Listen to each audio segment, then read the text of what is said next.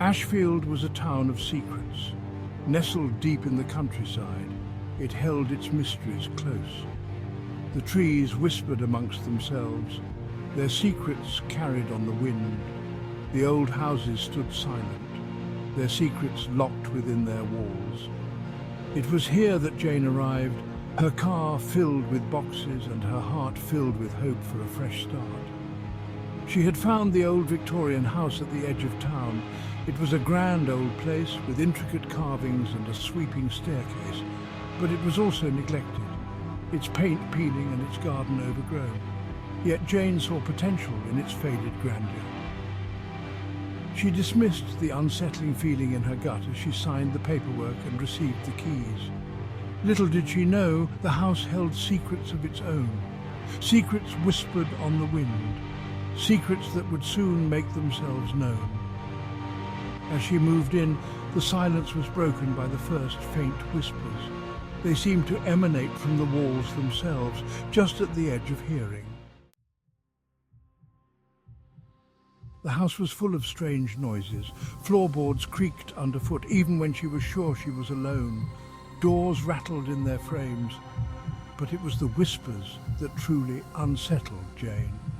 They came at night, soft and indistinct. They seemed to slither around her, just out of reach.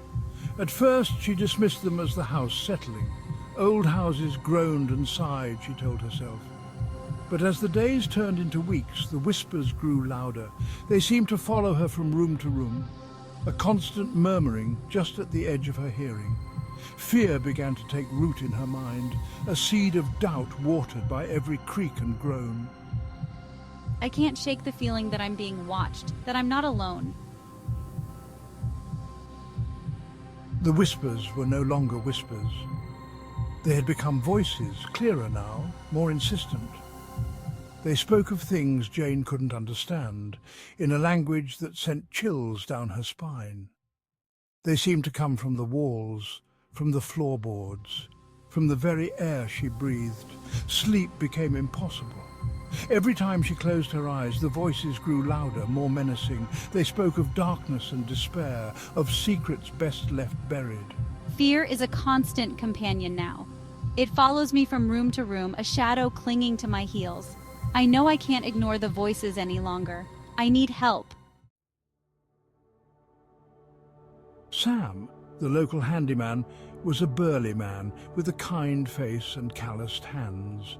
He listened patiently as Jane, her voice trembling, told him about the voices. He'd heard the rumours about the old house, stories whispered in hushed tones at the local pub. He didn't believe in ghosts, not really, but he could see the terror in Jane's eyes, the way her hands shook as she spoke. He agreed to stay the night, just in case.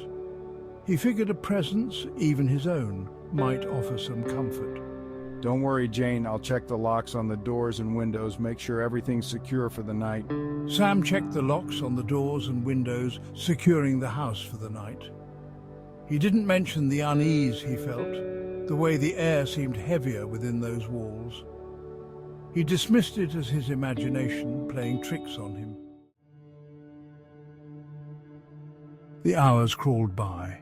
Silence hung heavy in the air, broken only by the ticking of the grandfather clock in the hall. The voices, they're gone. Jane and Sam sat in the living room, a fire crackling in the hearth. But the comforting warmth did little to dispel the chill that had settled over the house. The voices had fallen silent, replaced by an unnerving quiet. It's too quiet, Jane. I don't like this. It was the quiet before a storm.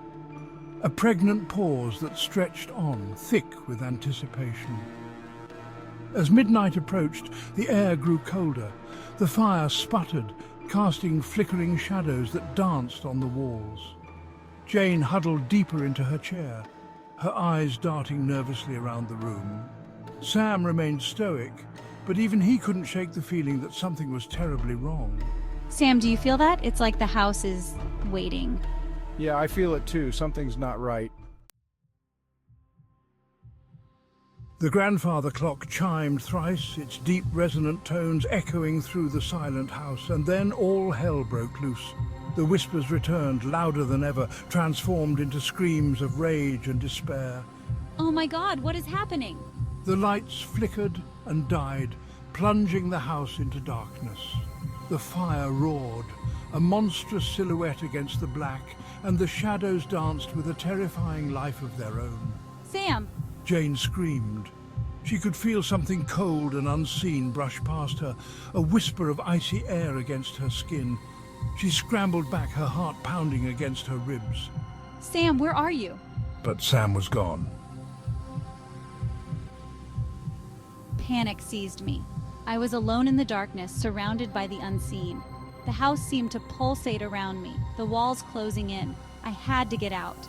She stumbled through the darkness, her hands outstretched, guided only by the terrifying sounds that echoed around her. She could hear her own ragged breathing, the pounding of her own heart. But above it all, she could hear the voices, closer now, mocking her fear. I finally reached the front door, fumbling with the lock, my fingers numb. The door swung open, and I stumbled out into the night. The storm had broken, and rain lashed down, blinding me. But I didn't stop running, not until I was far away from the house, far away from Ashfield. Jane never went back to Ashfield. She left behind everything, the house, her belongings, her memories. She tried to forget the horrors she had witnessed, the terror that had gripped her in its icy claws. But the memories lingered. The whispers followed me, echoing in the silence of my dreams. I was haunted by the house in Ashfield, by the unseen forces that resided within its walls. She never spoke of what happened that night. The memory was too painful, too real. She knew that no one would believe her, that they would dismiss it as a nightmare, a figment of her imagination. The old Victorian house still stands at the edge of Ashfield, a silent sentinel overlooking the town. Its windows are dark, its paint peeling, its garden overgrown, but it is not empty. The secrets remain, locked within its walls, whispered on the wind. The whispers are faint now, waiting for the next unsuspecting soul to cross the threshold, to awaken the darkness that lies sleeping. The townspeople avoid the house. They know its reputation. They've heard the stories whispered from generation to generation. Some say the house is cursed, that it feeds on the fear of the living. Others say it's a portal, a gateway to somewhere dark and terrible. The house in Ashfield is a reminder that some secrets are best left buried, that some doors are not meant to be opened. It stands as a warning, a testament to the darkness that lies hidden beneath the surface of our world. And it waits. It waits for the next Jane, the next Sam, the next soul brave enough or foolish enough to cross its threshold. It waits to whisper its secrets, to share its terrors, to claim another victim. The cycle continues. The house remains a malevolent presence in the heart of Ashfield, forever hungry, forever waiting.